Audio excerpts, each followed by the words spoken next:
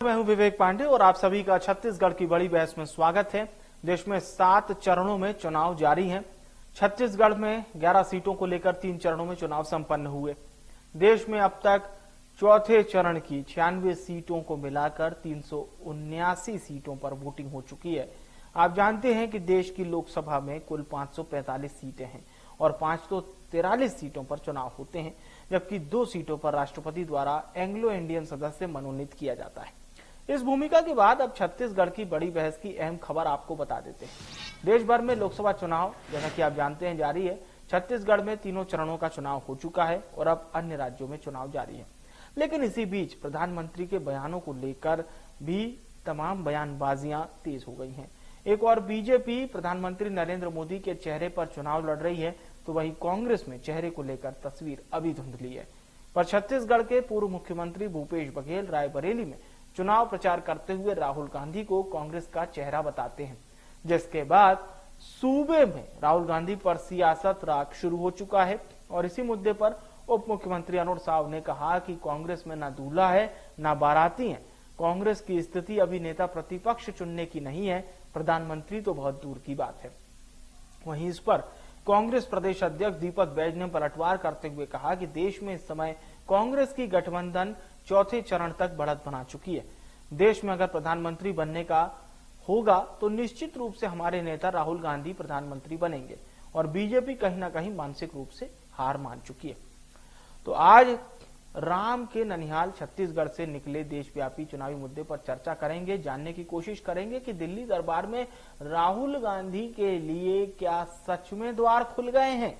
बड़ी बात इसी को लेकर रहेगी और समझने की यही हम कोशिश करेंगे, क्योंकि रायबरेली में जिस प्रकार से जिम्मेदारी मिली है प्रदेश के पूर्व मुखिया भूपेश बघेल को, और वो ये कह रहे हैं कि आप सांसद नहीं पीएम चुनने जा रहे हैं। सदस्य नहीं चुन रहे हैं और इंदिरा जी के बाद अब अवसर आया है कि आप इस लोकसभा से आप सांसद नहीं बल्कि प्रधानमंत्री होने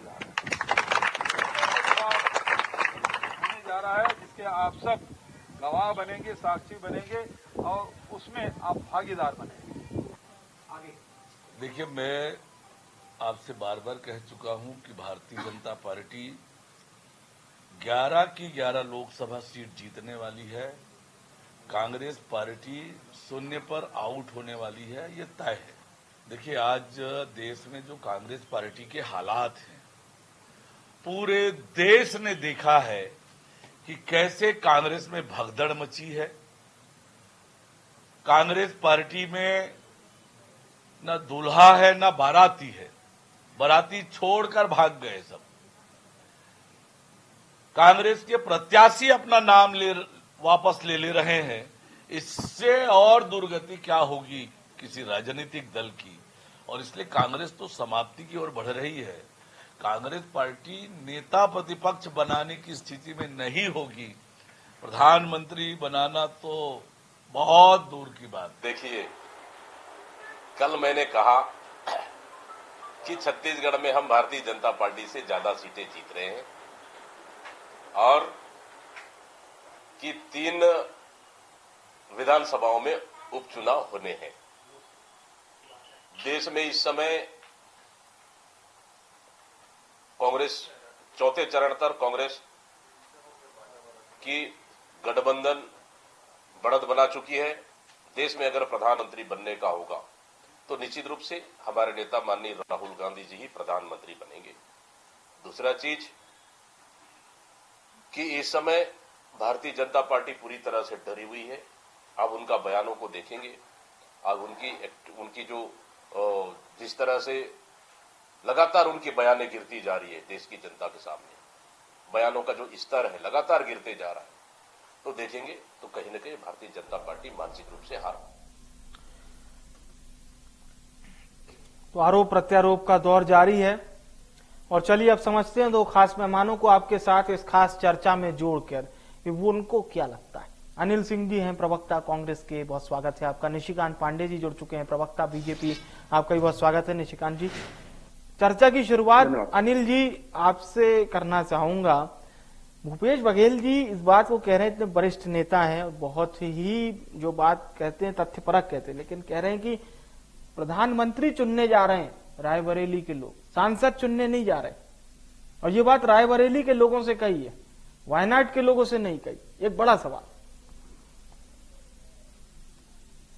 देखिए महोदय, भूपेश बघेल जी जहां जाएंगे वहीं तो कहेंगे कि किसको चुनने जा रहे हैं आप। दूसरी बात, आज जिस तरह से लोकतंत्र, संविधान, संस्थाओं, इन सब पर, दलीय पद्धति, इन सब पर जो प्रश्न चिन्ह भाजपा ने खड़ा किया है, जिस तरह से विचारधाराओं का अंत करने का प्रयास करती है भाजपा, संवैधानिक संस्थाओं और एजेंसियों का अवमूल्यन करती है, उसके बाद पूरे देश में जनता वर्सेस भाजपा का चुनाव चल रहा है।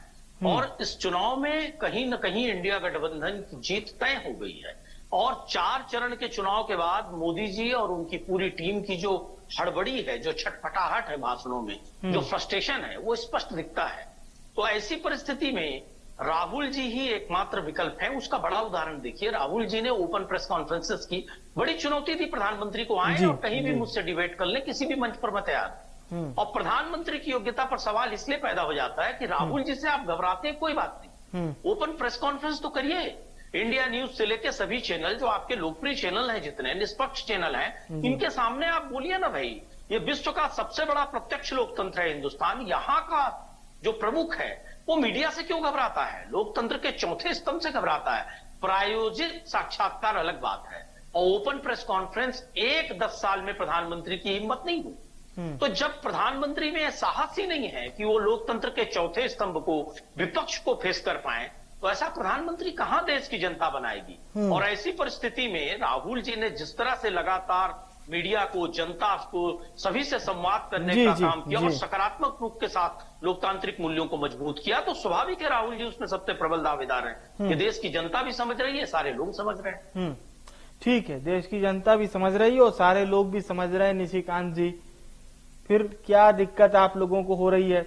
और अब तो राहुल जी भी इस बात को कह चुके हैं कि सुनामी आ रही है कांग्रेस की, उत्तर प्रदेश से सफाया हो जाएगा बीजेपी का, भ्रम में न रहे किसी तरह से। विवेक जी आपको नमस्कार, अनिल जी को नमस्कार। देखिए, अब 3 तारीख तक कांग्रेस पार्टी को ये बोलना है, 3 तारीख तक ये रटा रटाया डायलॉग है जो मीडिया में कांग्रेस पार्टी को देना है। 4 तारीख से बेचारी ईवीएम जो है लूट जाएगी।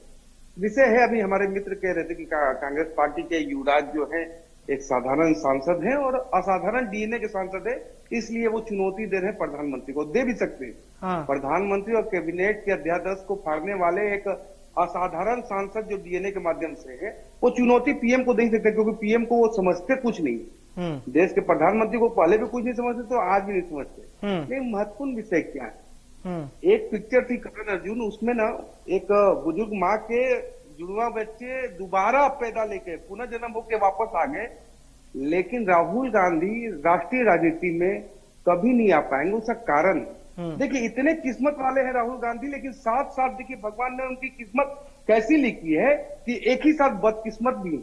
उनके पीढ़ी का, उनके परिवार का कोई पीढ़ी भी इतना संघर्ष नहीं कर पाया होगा अपने जीवन में। सीधा आया और पीएम बना, सीधा आया पीएम बना। क्यों देश की जनता नहीं स्वीकार कर रही है? उसका कारण है, देखिए, देश के पीएम को चुनना है।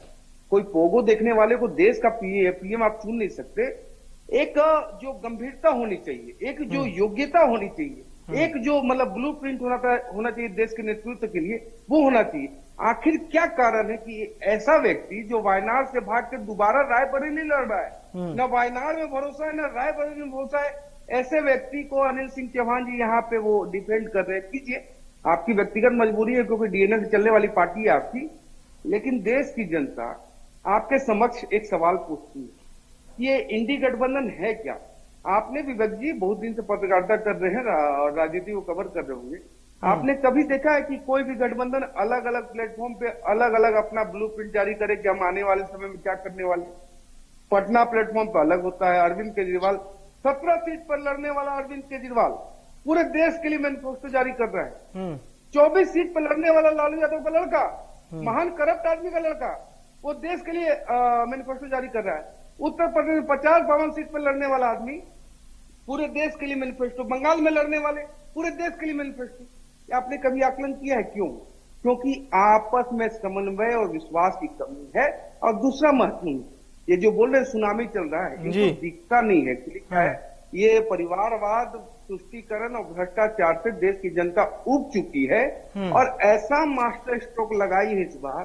400 पार तो हम कह रहे हैं, 4 जून को देखिएगा यही कांग्रेसी और इंडी गठबंधन सो कोल्ड ईवीएम की क्या ना कर दे। चलिए अब क्योंकि इनको विश्वास नहीं, 10 सेकंड और, हाँ, इनको बोलिए, विश्वास बोलिए। नहीं है देश के प्रधानमंत्री पे, इनको विश्वास नहीं है देश के लोकतंत्र पे, इनको विश्वास नहीं है न्यायालय पे, ईडी पे, सीबीआई पे, किसी भी संवैधानिक संस्था में भरोसा नहीं है। इनको विश्वास किस पे है? हिंडनबर्ग पे। इनका व्यक्ति कौन है? वो अंकल सेम। ये लोग पे भरोसा करके कांग्रेस पार्टी चल रही है। देखिए हमारे 65 करोड़ से ज्यादा हितग्राही हैं, 10 वर्षों का हमारा कालखंड शानदार रहा है। इतनी शानदार जनहितैषी योजना है जो अंत्योदय के भाव से आखिरी व्यक्ति तक पहुंचाने का प्रयास किया हमने। जल को भागीरथी प्रयास से घर घर पहुंचाने का काम किया। ये काम होता है जो जनता के बीच में जाता है और जनता उसके लिए आशीर्वाद देती है। अब दादी से नाक मिलाने वाले को जनता वोट नहीं करती, अब नकारती। अब अनिल जी, दो बयान मैंने सुने प्रधानमंत्री जी के और केंद्रीय गृह मंत्री जी के। प्रधानमंत्री जी ने यह कहा कि आदरणीय राहुल गांधी जी की जितनी उम्र है कांग्रेस उतनी सीट भी नहीं ला पाएगी। और अमित शाह जी ने कहा कि जब 4 तारीख को चुनावी नतीजे आ रहे होंगे तो 12 बजे तक भारतीय जनता पार्टी बहुमत के नजदीक आ चुकी होगी। और उन्होंने इस बात को भी कहा कि 4 चरण के चुनाव कंप्लीट होने के बाद हम जो आंकड़ा हमारा था 400 पार का, अभी हम 260 पार कर चुके हैं और 7 चरण के चुनाव के बाद इस आंकड़े को भी पूरा कर लेंगे। देखिए, दीवा और मिथ्या स्वप्न देखने वाले लोग हैं ये, और ये सोच रहे हैं कि हमने एजेंसियों का प्रयोग करके राजनीतिक दलों को, उन मीडिया समूहों को जो निष्पक्ष है उनका दमन कर लिया, उनको दबा दिया। कई दलों को हमने तोड़ दिया, कई दलों से लोगों को खरीद लिया, 350 विधायक हमने खरीद लिए, कई सांसद हमने भया दोहन करके या दूसरे माध्यमों से खरीद लिए, कई बड़ी कंपनियों को हमने डरा दिया इलेक्टोरल बॉन्ड में और चंदा वसूली कर ली। हम हजारों करोड़ की रैली करते हैं, गरीब टाइप की रैली करते हैं। देखिए, जनता इन चीजों को बहुत बारीकी से देख रही है। कहां संविधान और लोकतंत्र की हत्या हो रही है, कहां एक विपक्ष के नेता का चरित्र हनन करने का पूरा प्रयास हो रहा है। निशिकांत पांडे जी कह रहे हैं कि इनके डीएनए, अरे साहब, जिसके डीएनए में शहादत हो, जो अपने पिता को 51 टुकड़ों में घर लाया हो, जिसकी दादी उसके सामने दम तोड़ी हो, तो यहां तो उंगली जो नहीं कटाया है, नाथूराम गोडसे की वंदना जो करता है, 8-8 हजार करोड़ के हवाई जहाज अपने लिए खरीदता है, 10 लाख का सूट पहनता है, खुलेआम अपना मेकअप और उसमें हजारों करोड़ खर्च करता है, कैसी हेयर स्टाइल होगी, कैमरा कहां होगा, ऐसे कैमराजीवी को जनता नहीं चाहती। जनता चाहती है जनता के प्रति जिसका दायित्व हो, जो जनता का मखौल उड़ा के राजशाही से जीवन जिए, वो राजा और युवराज होता है। कहने को भीख मांगने का नाटक करे, कभी कुछ और कहानी सुना दे, कभी डिग्री कहीं की कुछ बता दे, इतना झूठ, कभी 15 लाख कह दे, कभी 2 करोड़ नौकरियां कह दे, कभी अच्छे दिन कह दे, कभी महंगाई 100 दिन में नियंत्रित हो जाएगी कह दे, कभी कह दे हर गरीब को पानी मिल जाएगा। ये कहीं छत्तीसगढ़ में किसी गरीब को पानी मिला? नहीं साहब, इनको सिर्फ बतौलबाजी करनी है, सिर्फ हवाई सपने दिखाने हैं, अदानी अंबानी को पूरा देश सौंपना है, हजारों करोड़ की कमाई करवानी है। और फ्रस्ट्रेशन ये है कि अदानी अंबानी को ही चोर कह रहे हैं उनके पास चोरी और काला धन का जो पैसा था वो राहुल जी के यहां टेम्पो में चला गया। तो आप तो खुद ही कह रहे हो कि चोर है और काला, कहां है आपकी ईडी, आईटी, सीबीआई, क्यों नहीं जाती? एक बड़ी बात महोदय ये है जो आपके लोकप्रिय चैनल पर मैं कहना चाहता हूं कि आप कल्पना करिए कि 2014 के पहले कोई भी बड़ा अपराध होता था तो व्यक्ति कहता था सीबीआई जांच कराई जाए, एनआईए गठित किया जाए। आज आप देखते हैं जनता का विश्वास उठ गया है। ऐसी एजेंसियों से, ईडी हो चाहे दूसरी एजेंसियां हो, संवैधानिक संस्थाओं से विश्वास उठ गया है। ये कहते हैं कि साहब कानून हम ऐसा बनाएंगे कि मुख्य चुनाव आयुक्त की नियुक्ति हम और हमारा मंत्री कर लेंगे। ये कौन सा तरीका है? ये कहते हैं कांग्रेस मुक्त कर दो, फलाना मुक्त कर दो, इस दल को खत्म कर दो, ये जितने विपक्ष के नेता आवाज उठा रहे हैं इनको किसी भी चार्ज में जेल भेज दो, और जहां जहां भाजपा की सरकार है वहां टच मत करना। वहां तो भ्रष्टाचार को कैसे पोषित करना है इसके उपाय सोचिए। तो भ्रष्टाचार को ये खुलेआम पोषित कर रहे हैं। जिनको भ्रष्टाचारी कह के गाली देते हैं, एफआईआर कराते हैं, उनको अपनी वॉशिंग मशीन में धोते हैं और 2 दिन में क्लीन चिट दिलवा देते हैं और उनको अपने पार्टी में शामिल कर लेते हैं। ठीक तो है, क्या ये ऐसे असली भ्रष्ट लोगों को जनता नहीं समझ रही है? और आप देखिएगा जो 4 चरण के चुनाव हैं इसमें भाजपा एक आंकड़ा बीजेपी ने, प्रधानमंत्री का संतुलन बिगड़ गया है। एक आंकड़ा बीजेपी ने प्रस्तुत कर दिया कि ठीक है हम इसके आसपास हैं।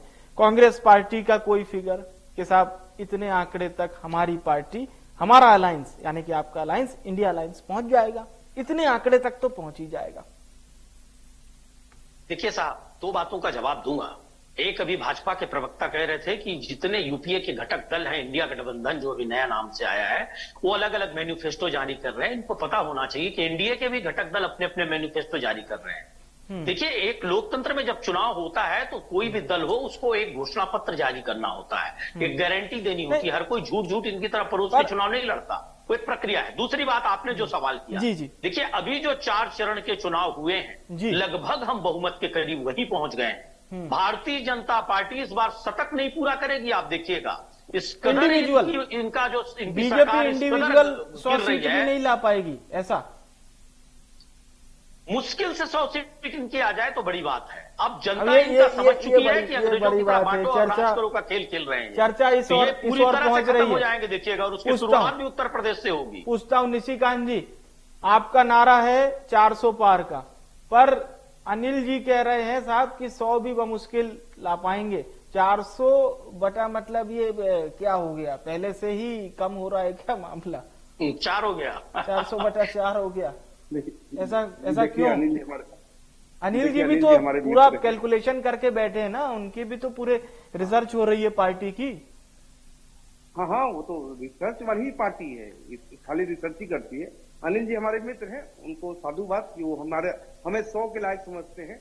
हम तो इनको समझते भी नहीं। हम तो चाह रहे हैं कि 52 और 44 पर अटकने वाले लोग हैं, वो कहाँ जाएंगे, वो उनका आकलन। इन्होंने कहा कि एजेंसियों का दुरुपयोग कर रहे हैं भारतीय जनता पार्टी। आप एक चीज बताइए विवेक जी, 351 करोड़ रुपए अगर एक राज्यसभा सांसद के यहाँ मिलता है तो कार्रवाई होनी चाहिए या नहीं होनी चाहिए? एक मंत्री के पीए के सर्वेंट के यहाँ 25 करोड़ रुपए मिलता है, कार्रवाई होनी चाहिए नहीं होनी चाहिए? आप ये विधवा विलाप जो कर रहे हैं ना, इसका कोई फायदा नहीं है। देखिए, देश की जनता की समझ ऑप्शन क्या है? एक तरफ ऑप्शन है कि सशक्त भारत, विकसित भारत के रूप में आदरणीय नरेंद्र मोदी जी के नेतृत्व में भारत का संकल्प है कि तीसरी अर्थव्यवस्था बनाना, मतलब 3 करोड़ से ज्यादा पीएम आवास देना, इंफ्रास्ट्रक्चर काम को तीव्र गति से बढ़ाना, रेलवे हो, हाईवे हो, एयरवे हो, एम्स हो, सबका निर्माण तेजी से करना। दूसरी तरफ क्या है?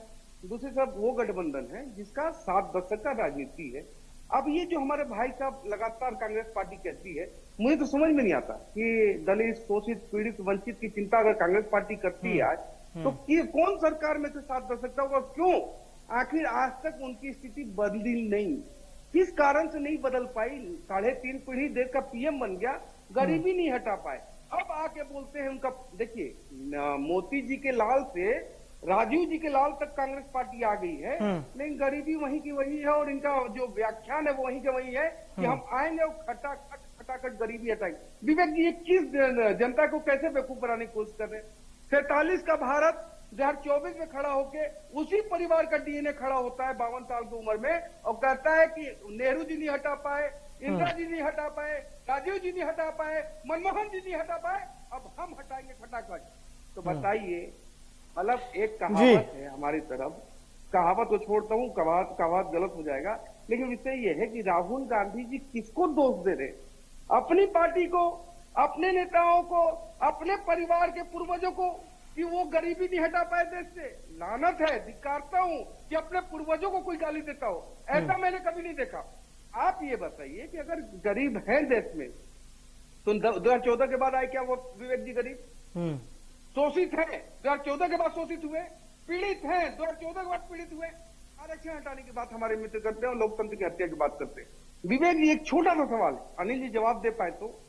जामिया मिलिया, अलीगढ़, कश्मीर, इन तीनों जगह से एसटी, ओबीसी और एससी का आरक्षण किसने खाया? किसके कालखंड में खत्म हुआ? कौन समाप्त किया? कैसे समाप्त किया? किसके लिए समाप्त किया? इसका जवाब है क्या? विषय ये है कि आरक्षण को और 10 सेकंड हो, लोकतंत्र की हत्या कैसे होती है? लोकतंत्र की हत्या कैसे होती है? पूरे देश को जेल बनाया जाए, जेल बनाने के बाद सभी को जेल में डाला जाए, उसके बाद संविधान में संशोधन किया जाए, संविधान के आत्मा में संशोधन किया जाए, इसको बोलते हैं लोकतंत्र की हत्या। इसको नहीं बोलते लोकतंत्र की हत्या की 370 हटा दिया राम मंदिर। अनिल जी, ये हमारे अनिल जी एक सवाल जी। अनिल जी एक सवाल इस बात का सर कि भारतीय जनता पार्टी और एनडीए कह रहे हैं कि साहब अगर हमारी सरकार आएगी तो प्रधानमंत्री नरेंद्र मोदी जी बनेंगे। इंडिया अलायंस की अगर सरकार बनती है तो फिर प्रधानमंत्री कौन बनेगा? जैसा कि भूपेश जी कह रहे हैं कि आप लोग सांसद नहीं चुनने जा रहे, प्रधानमंत्री चुनने जा रहे हैं, तो क्या अंदेशा उसी और है कि राहुल गांधी प्रधानमंत्री बनेंगे देश के अगर इंडिया अलायंस की सरकार आती है तो? देखिए, आप भी एक वरिष्ठ पत्रकार हैं और सारा देश जानता है इस बात को कि अगर इंडिया अलायंस सरकार बनाती है तो राहुल जी सबसे प्रबल दावेदार हैं। भूपेश जी बिल्कुल सही कह रहे हैं। रहा सवाल दूसरी बातों का, तो इन्होंने कहा कि संविधान को संशोधन करके संविधान और लोकतंत्र को खत्म किया गया। अगर लोकतंत्र खत्म कर दिया गया होता तो क्या आज एक राउडी देश की कानून व्यवस्था संभाल रहा होता, देश का गृह मंत्री होता? संविधान खत्म हो गया होता तो जो अपने आप को चाय वाला कहता है वो देश का प्रधानमंत्री बन गया होता। ये तो डेमोक्रेसी की ताकत थी कि एक चाय बेचने वाला, भिक्षावृत्ति करने वाला, जो तथाकथित तौर पर वो कहते हैं, हालांकि सब जानते हैं कि आडंबर और ढोंग है, वो आज देश का प्रधानमंत्री बन जाता। ऐसा नहीं है साहब। संविधान और लोकतंत्र की ये बात करने वाले लोग, इनको 2014 से इन्होंने देश में क्या परिस्थिति की, कैसे मणिपुर से मुंबई तक जल रहा है, कैसे दल खत्म हो रहे हैं, कैसे सामान्य आदमी राजनीति में कदम रखने से, नेतृत्व करने से डर रहा है, इसको सारा देश देख रहा है। दूसरी बात देखिए, ये कह रहे थे कि गरीबी पहले नहीं थी। साहब देखिए, जब से देश आजाद हुआ 2014 के पहले ही इस देश को विश्व की सबसे बड़ी शक्तियों में गिना जा रहा था, लेकिन इन्होंने ऐसा प्रोपेगेंडा रचा जैसे 14 में ही देश आजाद हुआ हो। क्या ये झूठा आवरण देश की जनता नहीं समझती कि साहब आप तो आए तो सोना तो 5 सालों में दुगुना हो गया है। एक गैस का सिलेंडर जो 400 का मिलता था, दावा करते थे हम 300 देंगे, पेट्रोल डीजल कहते थे हम 30 रुपए में देंगे, आज वो कहां पहुंच गया?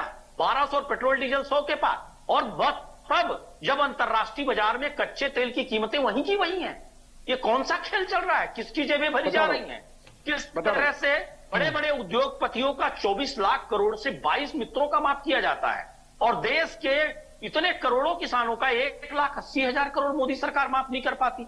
ये कौन सी नीति है? आप एमएसपी पे गारंटी नहीं देना चाहते, आप उद्योगपतियों का कर्जा माफ कर सकते हैं, आप 700-800 किसानों की शहादत के बाद कृषि बिल वापस लेते हैं। ये कौन सी है? नोटबंदी के नाम पर देश को प्रयोगशाला बना देते हैं। ये कौन सा कानून है?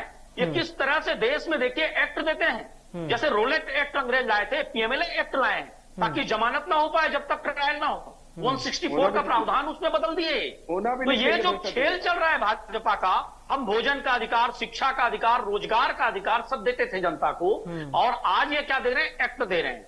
कैसे दमन किया जाए? क्या सरकारें हम इसलिए बनाते हैं कि विपक्ष की छवि बिगाड़ी जाए, विपक्ष का दमन किया जाए, विपक्ष के नेताओं को जेल भेजा जाए, और जहां इनकी सरकारें वहां भ्रष्टाचार को पल्लवित पोषित किया जाए। अरे साहब, काम करना है तो सभी को आप, जो गलत कर रहा है उन सब पर कार्रवाई हो। इसी बात पे कौन सा वॉशिंग मशीन लेकर चल रहे हैं? क्या देश की जनता नहीं समझ रही है? स्पेशली यूपी की जनता समझ रही है, और आप देखिएगा इसका जी सर निशिकांत जी प्लीज। नीतीश कुमार जी, नीतीश भी चलता है। अब आपने मुझे चीट किया, ठीक है सर, चर्चा वाक्य फेज में अभी आज इनके सबसे बड़े सहयोगी बने बैठे। प्लीज बोलिए। अनिल जी, आपने कहा कि रॉडी जो है गृह मंत्री नहीं बनता, बलात्कारी प्रधानमंत्री नहीं बनेगा। आरोप लगा था, सुप्रीम कोर्ट तक गया था मामला सुकन्या वाला। अगर खोलना है ना तो अच्छे से खोलो, हमारे पास भी जबान है, आपके पास भी नेता है। हम बताइए कब चला है, कहां दर्ज हुआ है मामला? गलत बात मत करिए निशिकांत पांडे जी, आप पर मानहानि का मुकदमा हो सकता है 499 में। आप गलत बात कह रहे हैं। चलिए अब खुल के चैनल पर कहिए, मैं रिकॉर्डिंग प्रतिक्रिया हो जाने दीजिए। देता हूं, आप सिद्ध करिए कहां सुप्रीम कोर्ट तक मामला गया है। बिल्कुल करूंगा। आप दीजिए, आप कहिए, नाम लेकर कहिए किस पर 376 का मामला चला। ठीक है अनिल जी, बात आप कहिए ना, मैं आपको मानहानि का कल नोटिस भिजवा देता हूं। देखिए साहब, ऐसी बातें मत करिए, आप कानून में फंस जाएंगे साहब। ये एक भाजपा का जिस तरह का प्रोपेगेंडा आपने चलाया था, उसी प्रोपेगेंडा का चलिए एक शब्द में उनकी बात तो समझ ले, वो कहना क्या चाह रहे हैं, वो कहना क्या चाह रहे हैं, वो पहले वो तो सुने, पूरी बात तो हो जाने दीजिए। किया गया था, ये मैं नहीं कह रहा हूँ, ये अच्छा ठीक है पांडे जी, आप दस्तावेजों में निशिकांत जी कि कौन 376 का आरोपी बना था, खुलेआम बोलिए। चलिए कल आपको मानहानि का नोटिस मिल जाएगा अगर आप गलत कर रहे हैं तो। निशिकांत जी, आप अपनी बात को सही, इतना नाराज क्यों होते हैं निशिकांत जी? इस तरह उद्वेलित होने से काम नहीं होता। चलिए अब आप अपनी बात पूरी रखिए पहले, मेरे पास समय बहुत कम बचा है सर, समय निकलता जा रहा है। चलिए सर, अब कॉल है, प्लीज किसी व्यक्ति का चरित्र हनन चलिए मैं धन्यवाद करूंगा आप दोनों मेहमानों का, शुक्रिया। आज हमारी चर्चा का विषय था पूर्व मुख्यमंत्री भूपेश बघेल द्वारा दिया गया वो बयान जो सियासी गलियारों में चर्चा बटोर रहा है। रायबरेली के लोगों को संबोधित करते हुए उन्होंने कहा कि आप सांसद नहीं, आप प्रधानमंत्री चुनने जा रहे हैं। गौर कीजिए उनके शब्दों पर। इंडिया अलायंस की सरकार अगर बनती है, 4 जून को नतीजे उनके पक्ष में आते हैं, तो प्रधानमंत्री कौन होगा? ये सवाल सिर्फ भाजपा नहीं पूछ रही है, ये सवाल आम जनता के मन में भी चल रहा है। पर भूपेश बघेल जो बात कह रहे हैं, अगर वैसा ही मान लिया जाए और अगर 4 जून को चुनावी नतीजे इंडिया अलायंस और कांग्रेस के पक्ष में आते हैं, तो क्या वाकई में राहुल गांधी ही इस देश के प्रधानमंत्री पद के चेहरा होंगे? लेकिन ये फिलहाल भविष्य के गर्भ में छुपी हुई बात है, जिसके लिए इंतजार हमें 4 जून तक तो करना ही होगा। बड़ी बहस में फिलहाल के लिए इतना ही।